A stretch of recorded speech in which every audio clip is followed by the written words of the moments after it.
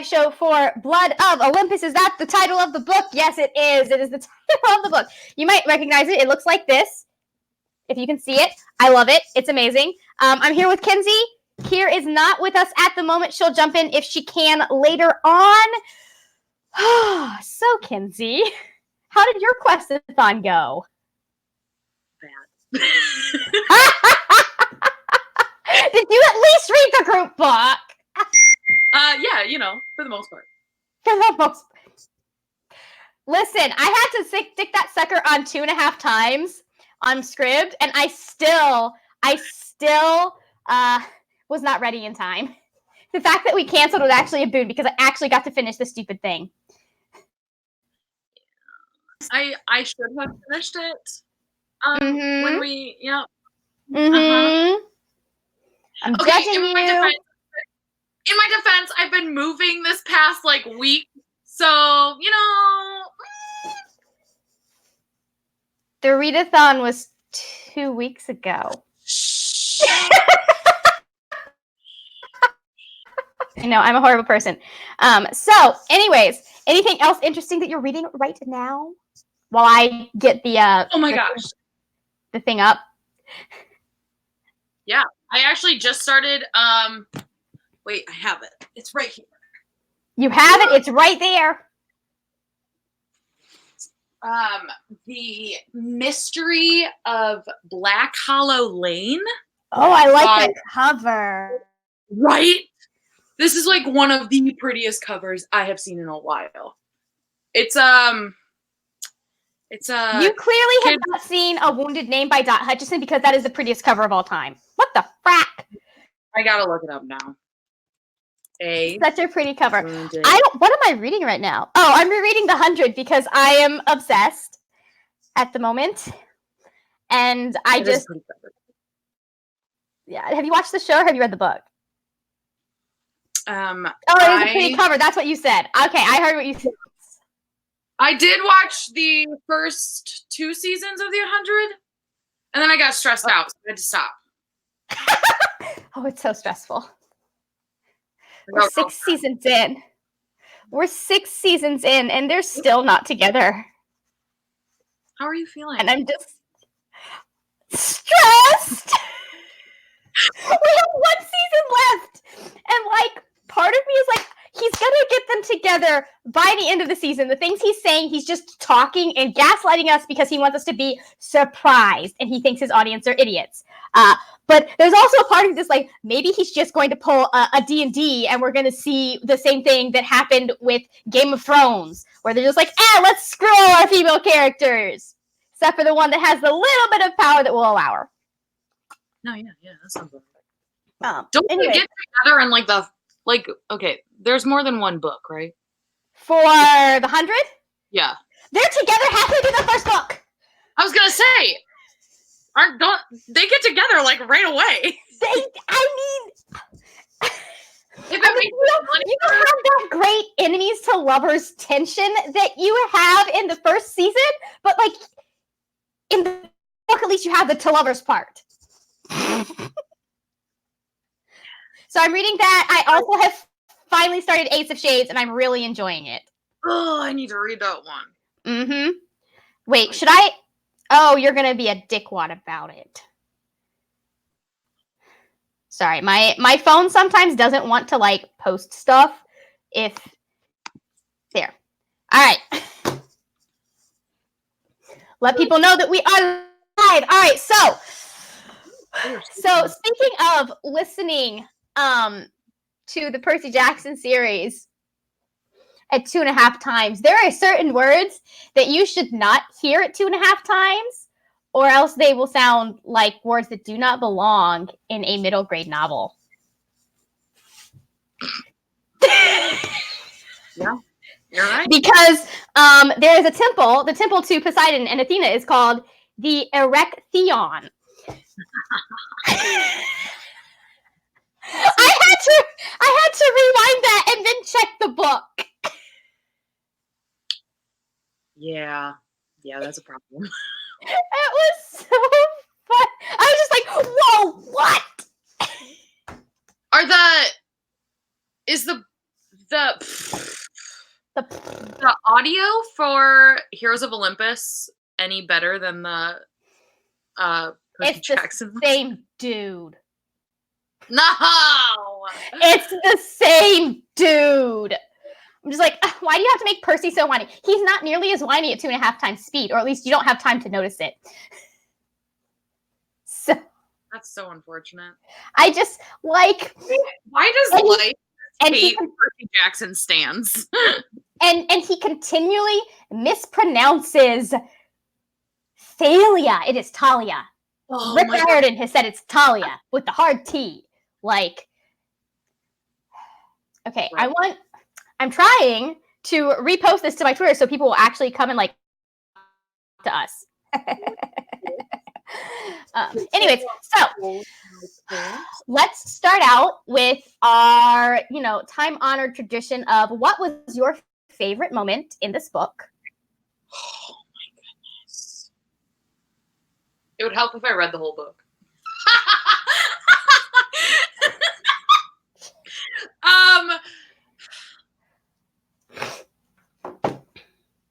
I really like when they get out of. Wait, that happens in this book. Yeah.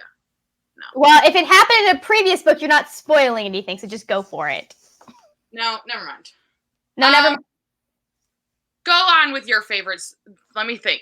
I mean, I feel like my favorite moment is really easy to guess, and it is the moment where, hold on, I probably have it highlighted. I don't have it highlighted. It's Piper, though. Hold on. I have to read this out loud because it is the best thing you will ever read. This is wrong. Is it? Nope. Basically, it's where Percy's like, the rivalry is over. I love you, wise girl. And I'm just like, find you someone who will end ancient rivalries to be with you. Like, oh, yes. Where is it? I know it's here somewhere. Wait. Oh, yeah. And then he gives Annabeth.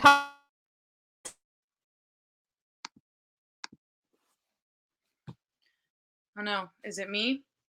Is it you? Time for, is what? You froze. You're good. Oh, okay. So, anyways, that is my favorite moment because obviously it is the most Perkabeth moment of all Perkabeth moments. Literally, like, I could honestly just say every Percabeth moment and everything would be fine. People would be like, oh yeah, that makes sense. Percy drowning his waffles. That's another good one. I cannot drown and therefore neither can my waffles. I think I also really like the moment, there is a moment with like Raina and Nico. Honestly, just any of their moments, I loved. They did have some good. They did have some good moments.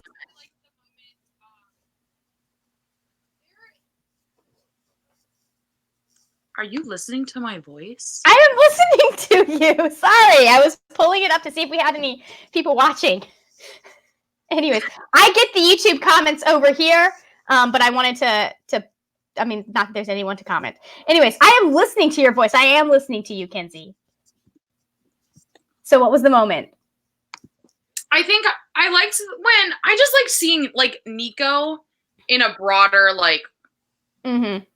Yeah, mm-hmm. I think just being able to kind of see how his character has developed from the first to the now. Yeah, that's a really fun, especially when you get to the very, very end where he's like all dark and broody and like no one likes me, and Will is just like, hold the fuck up. Yep.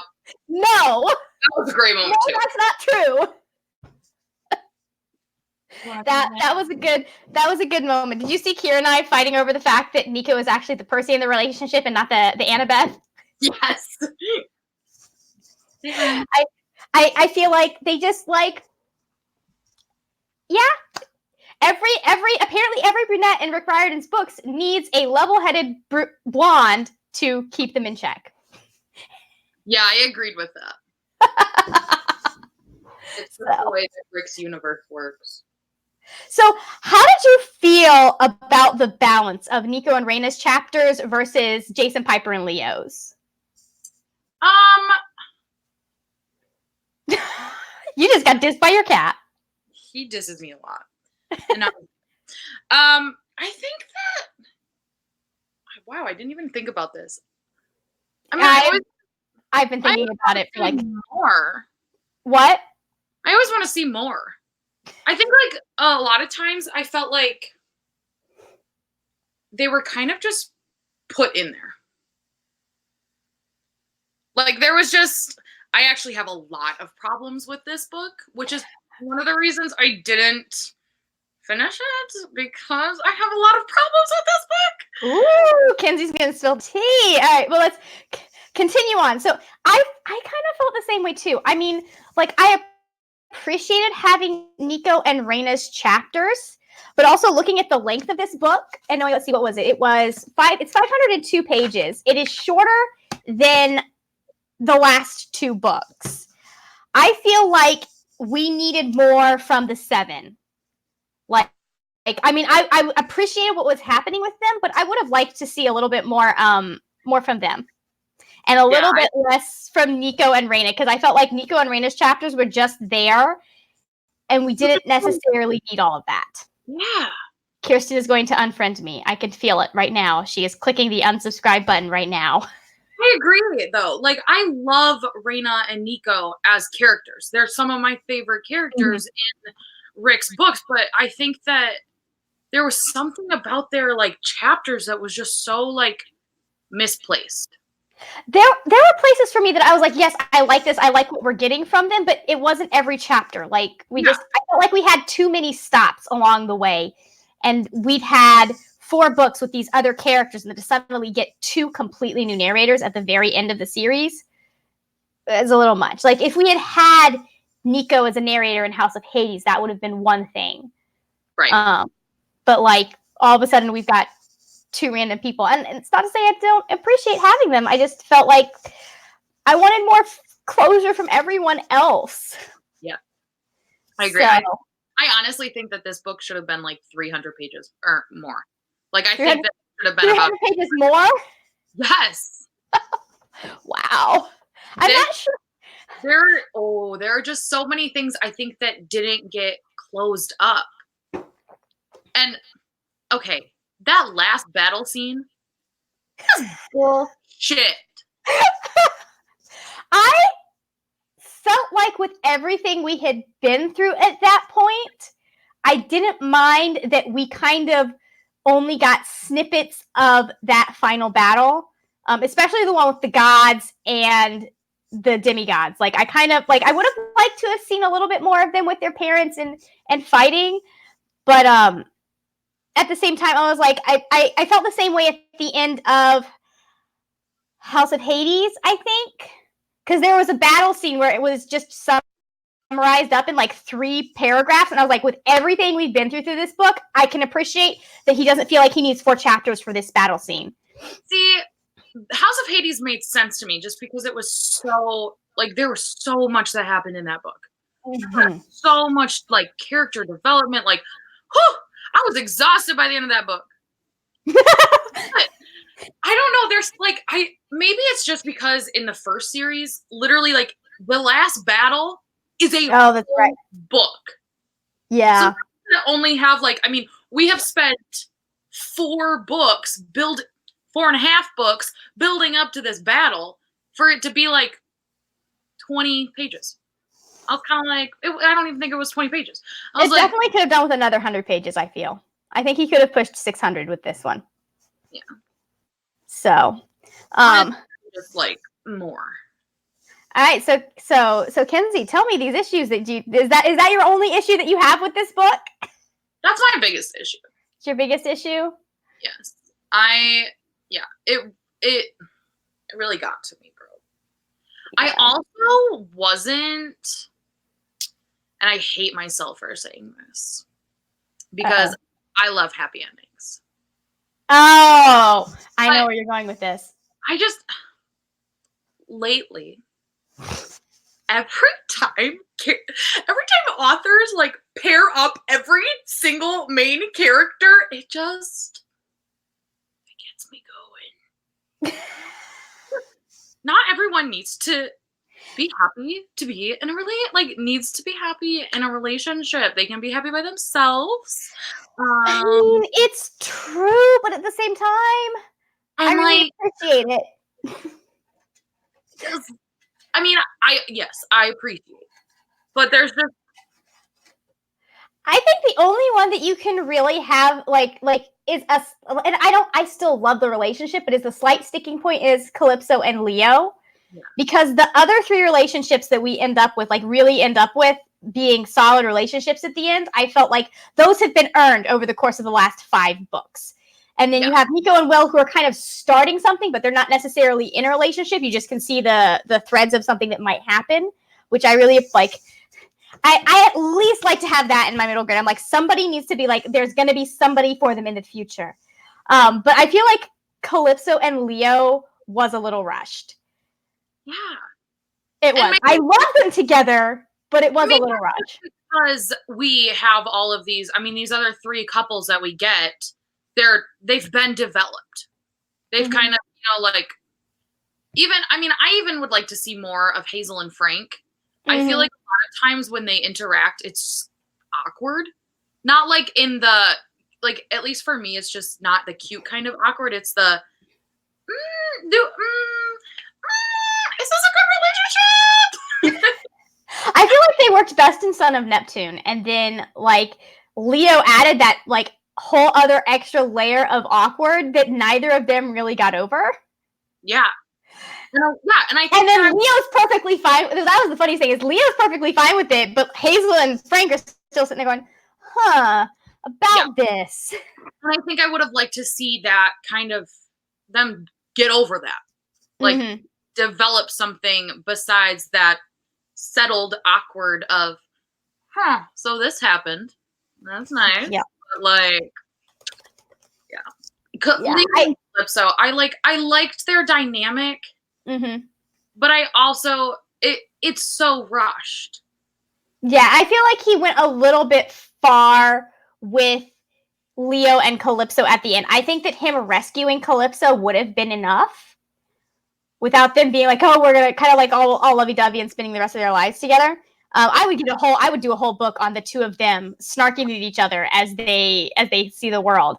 But I also see what he's doing, because I'm assuming he felt bad because he kind of made Leo this 7th wheel, this perpetual 3rd wheel. So I understand but I don't think we needed it as certain and settled as it was in the book.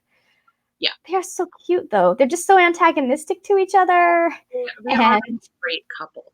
Oh, they are. I loved it. And I like the fact that Calypso got off that freaking island. It's about time. Yeah. I also like the fact that Percy addressed it, because I love him, and honestly, I wanted to sit him as much as I love that he addressed. Kinsey, what are you sending to? I just saw your message. Anyways, so I love that he addressed it and he took responsibility for it. But I also feel like that wasn't his responsibility to take. He shouldn't have been as hard on himself as he was. I can see why Leo was pissed off with him. But he literally, they finished, they saved the world. He goes back to school and then he gets kidnapped. Within a 4-month period. When is he going to have time to check up and make sure that the gods are doing all of the things that they promised to do? I'm like, Percy can't be everywhere. Percy's had it. Percy needs a vacation and a nap. He is like Bellamy Blake. Listen, Kinsey, Bellamy and Clark are Perkabeth AF. You literally could swap them in the stories and it would be the same story. Sort of. I think Percy would cave faster than Bellamy has. Yes.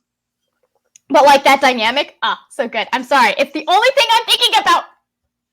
I know. I was on Twitter earlier today and I was reading all of your tweets and I was like, whoa, she's going off.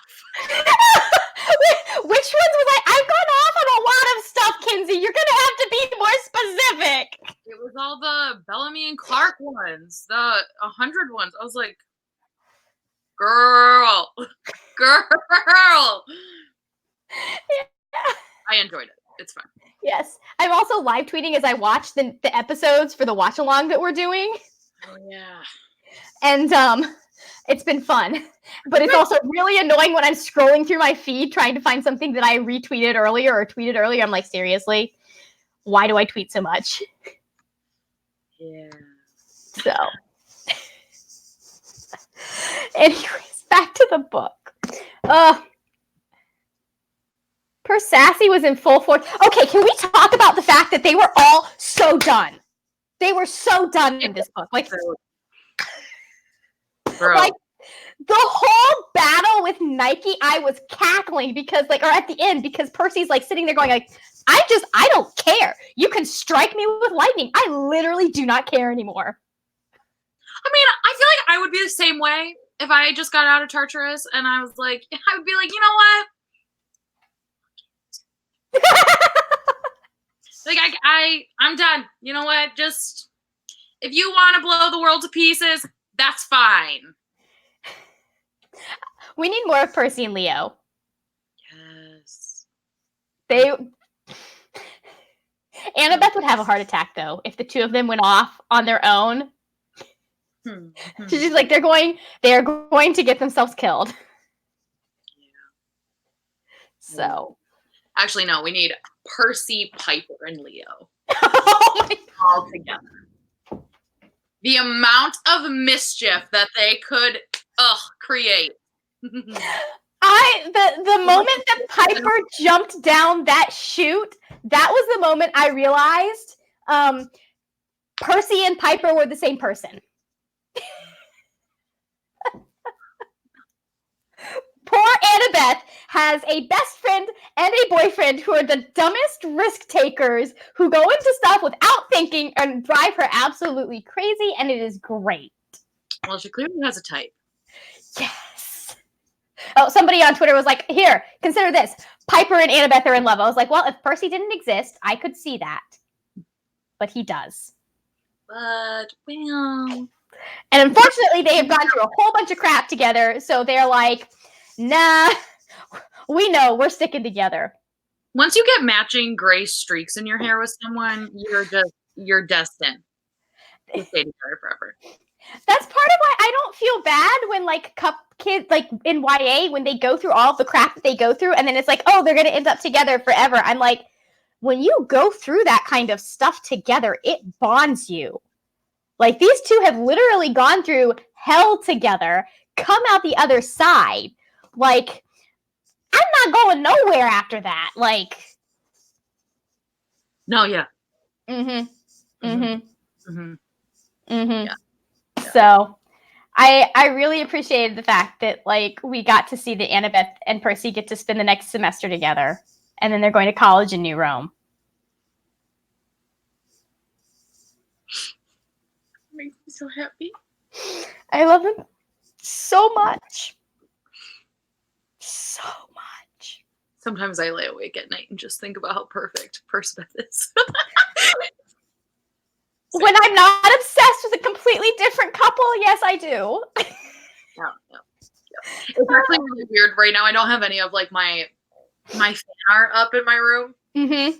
And so the fact that I don't have, like, my love for Percy Jackson just, like, openly displayed. Yeah.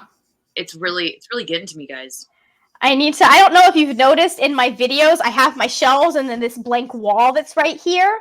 That's supposed to have fan art on it, and I have some of it. And two of them are poster boards that I did. That's the silhouettes of Percy and Annabeth, like, you know, those black cutout silhouettes things. It's like paint over the pages from the book. I want that. Yeah, I need to get those hung up. But anyways, so what do you think about the fact that Annabeth is going to college in New Rome? Because there is some chatter in the fandom about this. There's some people who don't like that. They're like, she should be going to Harvard or something like that. I mean, like, yeah, I think that she's definitely smart enough to go to Harvard and all that, you know, fancy shit. I think that, like, because I think that at first I was kind of like, Yeah, New Rome. Yeah. But I mean, these guys literally went through hell. Like, I think the last thing Annabeth wants to worry about while she's trying to become a famous architect is monsters. And the gods just coming down and being like, so I lost my scarf. I kind of need you to just go get it. I don't. Or her boyfriend being kidnapped again. Right. Like, I think that New Rome is a place where Annabeth is going to be able to just kind of like blossom. chillax. Yeah, it'll be like a little vacation. Yes. I don't know if I necessarily see like Percy and Annabeth growing old there. No. Ooh, I have a headcanon on that one. But I definitely think that like it's a place that they need to, especially after what they've just been through. Mhm. They need a place that's just like, wow, like I can just do whatever I want to an extent, and not have to worry about these things that I've worried about since I was 12. No, since she was like 7. Since she was 7. Like, if Annabeth had not gone through everything that she has gone through in this series, including going to Tartarus, like, I mean, you have to think about it. She was powerful as a, yeah, I'm totally backtracking and thinking about the fact that, like, they were coming at her at 7. So she was a powerful demigod at 7. How is she supposed to have a normal life outside of Camp Half-Blood, outside of New Rome? Like, she doesn't have much more of a she has a slightly larger chance than Percy does, but not much of it, especially considering what she's been through in these last few books. My personal headcanon, Rick, if you're there, I would love a short story about this. He's not watching. Rick has me muted. But so I feel no problems saying this. It's my headcanon that they're going to go to New Rome. They're going to get their education, like, you know, go to college, all of that, et cetera, et cetera, et cetera. And then they're going to come back to Camp Half-Blood and start building something like what New Rome has. Oh my god, I ship it. Stan. Oh my god. So, all right. So how do you feel? We talked about how Leo storyline wrapped up. We've talked a little bit about Frank and Hazel. How do you feel about how he wrapped it up for Jason and Piper? Like their individual arcs. Did you just not care because they weren't Percy and Annabeth? I mean, I'm not gonna not say that's it. I don't know. I've never really Jason. I haven't ever really paid attention to. Ooh, burn. I mean, they were the most love. Ooh. Piper, I felt like it was good. Like I was happy. I don't think that I wasn't necessarily like it wasn't Leo's for me. We'll say that. But yeah, I think that I always want to see more. I think that with my biggest thing with this series, and it does stem from the fact that we got the first series. I always want to see more of the couples and how they're working and how they're like how they've developed and how. One of the frustrations of middle grade is that you don't really get to see that. Except with parts of that, and that's why they're perfect. I mean, like, they're not even a couple though for most of the series. They're a couple for like 3 pages at the end, and then we get just the slam dunks that are Mark of Athena and House of Hades. So, but I think it's hilarious that Jason needs glasses and that they actually put the glasses on. He looks like the kid from that one Disney movie, Meet the Robinsons. Do you remember? He looks like the kid from that. Oh my god. With his hair the way it is. I really appreciated that we had Hazel and Frank on this cover when we haven't had them on any covers before, even if they're itty bitty. Yeah. I like Jason. I think like he very much gives me the like blonde Clark Kent vibe. I appreciate that, and I really liked Piper's storyline, where she goes from being like that I'm not like other girls thing to being someone who's very much about like empowering others, like she does with Annabeth. I really, really appreciated that, and I think she needed some good friends to be able to take that journey. I like that. Like first story. I think that I think that my biggest thing with Jason is that I'm just not drawn to characters who are such rule followers. I love rule breakers. True fact. And I, sometimes like I think that there are moments, especially in the beginning when we first met Jason, and I was like, dude, for God's sake, stop. Like, stop. Well, I mean, you have to think about it. Percy actually wants to follow the rules. He just never gets the chance to. He's not breaking the rules on purpose. He's just like, oh, I'm going to die if I follow this rule. Somebody pointed that out on Tumblr. I was like, oh my gosh, because they were actually talking about the fact that like Percy is the one that wants to be following the rules all the time, and Annabeth is the one that's always pushing the envelope. I know. I think that it's just so like with Jason, it's so much clearer. Yeah. I thought it was really interesting that we talked about the fact that he's been pushing down an actual part of his personality to fit in with the Roman camp. I thought that was an interesting thing to see explored. Yeah. I think that there is I just don't pay attention to him. And I know but like now I have to go back and read this series again. I mean, you missed did you not pay attention to the entire part where he saved Percy's butt underwater? Okay, that part was pretty dope. That was so funny. Good kid. I don't know. I do think though, like I would like to see like kind of like a Percy Jackson series, like for Jason. Like I think that would be really interesting, especially like was it The Lost Hero? We learn like briefly about like all of these things that he's did and like why he's this super popular one. And so like I'm intrigued. Yeah. But I think that with all of these other characters for me, like when I have my two loves and I have Piper and I have Leo and literally everyone else, it's hard for me to be like, oh yeah, hey, you guys remember the blonde rule follower? Yeah. But I feel like I don't have as much to talk about Hazel and Frank, which is really sad because this is the last book.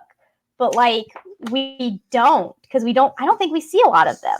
I do have what did you think overall about Frank's like fire stick thing? I'm relieved that it wrapped up the way it did, but it also feels like a little bit of a cop-out. Like, I don't know why we set that up, honestly, in the end, and had so much struggle over it, because, like, I'm assuming he was trying to, it just, like, I think the problem when you have a series with as many characters, and I think this is part of why Nico and Reina having so much stuff, so many chapters bugged me, when you have 7 characters that you are following and creating plot lines for, there are a lot of things that get dropped in this series. And I think it is simply because he did not have enough time to go into them. And they were not important. Like, they weren't major important plot things. Like, I know we did, like even some of the ones that he covered, like, the whole, like, Percy having this sacrifice that he was going to have to make and he wasn't going to be able to make. Like, we mentioned it, but I don't think we actually followed up on it in an explicit way. Yeah. It's kind of like you can kind of read the book and be like, oh, okay, this is kind of what it is, but we never actually face it and have it actually explicitly stated, this is what that sacrifice was, and then we see how we got around that. So yeah. And I just think that because he has so many characters he's trying to wrap up in this book and he didn't make it long enough, that's what happened. Yeah. I do think it's hilarious that Percy Jackson got a nosebleed and started the end of the world, because is that the most Percy Jackson thing you've ever heard? Yeah. When that happened, man, oh my God. The first time, especially when I read this book, I was just like, oh, it was so wild. Percy! I was like, you won! You won! You! Go! I honestly would have liked more of the gods at that end scene bantering back and forth with the demigods, because anytime Percy is in the presence of an immortal being, it is freaking hilarious. Like, they all want to kill him, but they can't because of Poseidon. So. He's got away with words, that kid. Persassy is my favorite Percy. Oh my God. All right, so I've got a tough question for you. Oh, okay. Ranking the books in this series. Oh, I got this. What is your favorite to least favorite? Okay, well, my favorite is Son of Neptune. Just no one's surprised. Yeah. It would probably be frick. Son of Neptune and House of Hades are definitely at the top. Mm-hmm. I think it would then go. Blood of Olympus is at the bottom. We'll just get that out there. Mm-hmm. I don't necessarily know between Mark of Athena and The Lost Hero. Mm-hmm. I would probably put Mark of Athena before Lost Hero. Mm-hmm. You better. Or we can't be friends. Yeah, I know. Just because I feel like that one is, since they're all together, mm-hmm. You see more of the dynamics between everyone. Mm-hmm. But I also really like The Lost Hero. I think that it's a very good introduction to this series. Yeah. I'm gonna go with Mark of Athena before Lost Hero. All right. I'm gonna make you make another list here in a minute, but I will submit myself to the same torture that I just made you do. I think, and you have to keep in mind that all of these are 5-star books for me, but my favorite is obviously Mark of Athena, followed by House of Hades, which makes no sense to me. Like, just sitting there thinking about it, like, anyways, House of Hades. I want to say Blood of Olympus is my third favorite. Because it has that awesome moment with Percy and Annabeth when he finally says, I love you for the first time. Okay. And then it's got to be Son of Neptune and Lost Hero. And they're very, very close. Like, they could flip-flop. But I will say my top 3 Percy Jackson books of all 10 are Mark of Athena, House of Hades, and Last Olympian are my favorites. What are your top 3? Bro. I'm enjoying watching your brain melt.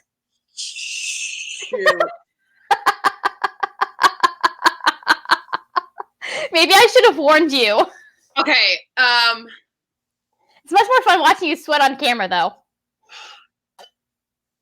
I feel like I'm obligated to say The Lightning Thief is somewhere in my top 3 because, one, I own 12 copies of that book. Literally? Yes. And I've read it probably 50 times. So I'm going to say that one. Okay, so I would do... Oh my God. It does not have to be a mix of both. It could be all from the first Percy Jackson series if that's what you want. Oh my God. I feel like Son of Neptune is up there. And that might just be because it's my favorite cover of all time. Oh my gosh. Yes. But, and then I feel like it's either... Okay, so Lightning Thief, Son of Neptune. There's a theme there. No, what? Hold on, explain that theme to me. I don't quite get it. I feel like they're Percy books. Anyways, my life. It's fine. And I feel like it's a toss-up between either let's see, monsters. This is so hard. Oh my god! Okay.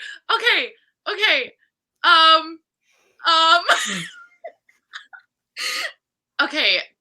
I feel like number 3 would probably be a toss-up. Oh, Sea of Monsters are just like really breaking me right now. Between Battle of the Labyrinth or House of Hades. That is a tough one. I'm gonna go. No. Yeah, no, I cannot decide. I feel like Battle of the Labyrinth would be like right under Last Olympian in my list. Like Battle of the Labyrinth. But I will say that out of the series, if I had to pick my top 2 books for each series, it's always the 2nd and the 4th book. The 2nd and the 4th book, that's funny. I don't know why. Sea of Monsters and Battle of the Labyrinth are probably my favorite. Like, if I had to like reread them like for the rest of my life, I would pick those 2, and Son of Neptune and House of Hades. See, I feel like my favorite is usually the final book. And if Blood of Olympus had Percy and Annabeth in it, like their point of view, because I was not ready to let go of that, I got 2 whole books of Percy and Annabeth having a point of view together. And then, so Mark of Athena is my favorite for Heroes of Olympus, but Last Olympian is my favorite for Percy Jackson. And then, like, very closely followed by Battle of the Labyrinth. Because, again, Perkabeth Adventures, they give me life. Yeah. They make me happy. Yeah. I like The Last Olympian, but yeah, I don't know. There's something about Sea of Monsters and Battle of the Labyrinth that just really gets me going. See, until this reread, I would say Sea of Monsters was probably my least favorite of the Percy Jackson books. And I feel like it still is. No, that's so sad. Okay. Sea of Monsters, I love that it's just so, I don't know, I like the mythology of it. Mm-hmm. And I love that scene with the sirens. Yes, that's such a good scene. Oh, that's like, here's the thing. If I were to have to like rank them, I feel like the top 2 obviously are never changing. Last Olympian, Battle of the Labyrinth, but the 3 after that, it's like, okay, but do I like this one more than this one? Because, like, Sea of Monsters is one great big Perkabeth adventure, but then Titan's Curse has so much of Percy pining over Annabeth that it is just delicious. Plus, it has that fantastic scene where, like, she's like, you didn't think I was dead, but then, like, the Lightning Thief is the OG. Like, how am I supposed to put that at the very bottom of the pile? How do I do that? I call myself a Percy Jackson fan. I know. I feel you. It's true. It's impossible. Is there anything else that you want to talk about from this book or this series?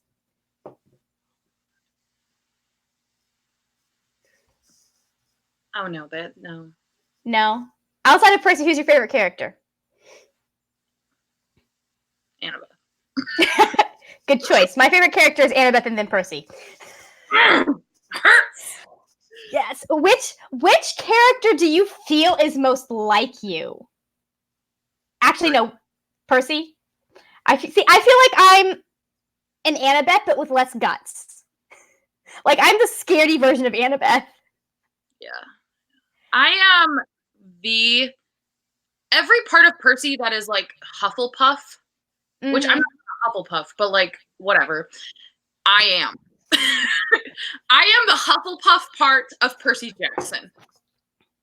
See, I keep going back and forth between whether or not Annabeth is a Ravenclaw like me, or if she is a freaking Gryffindor. But then again, that's it. That's the thing, though. Her main flaw, like, Percy's flaw is loyalty. So it is such an obvious Hufflepuff trait. But then Annabeth's flaw is pride. And that I can see being a flaw in both a Ravenclaw and a Gryffindor. True. I feel like Annabeth would be a Ravenclaw just because I feel like having a child of Athena not be a Ravenclaw is like so awkward. I mean, I'm not even sure that Athena is a Ravenclaw. Although she is really petty, and we are very petty. That is I actually feel like Athena is probably more of a Slytherin.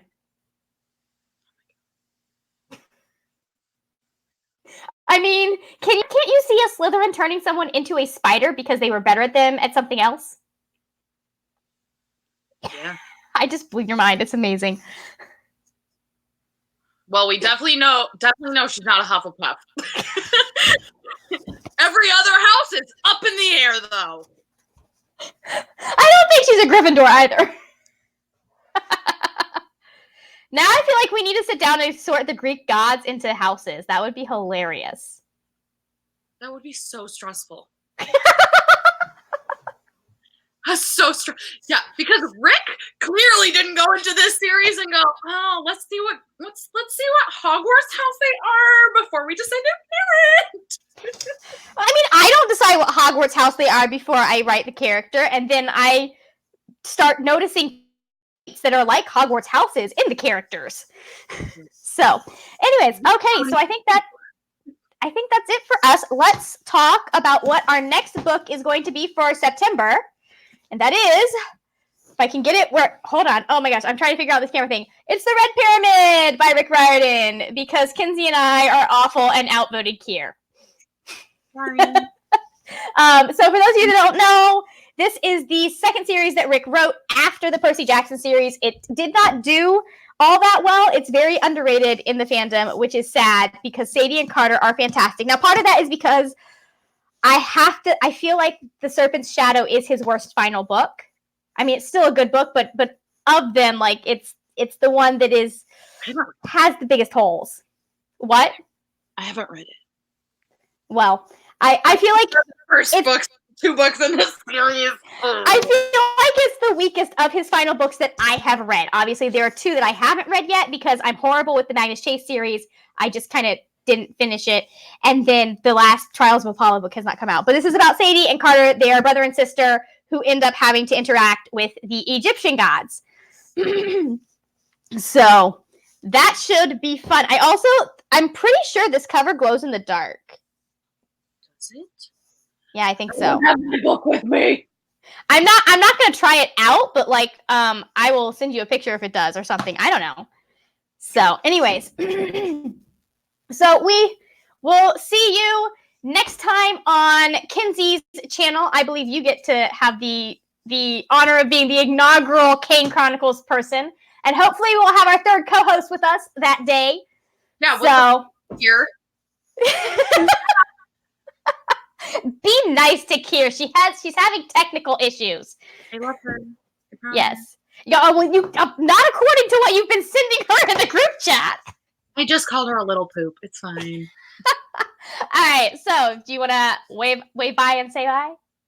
Bye, guys. Bye, guys.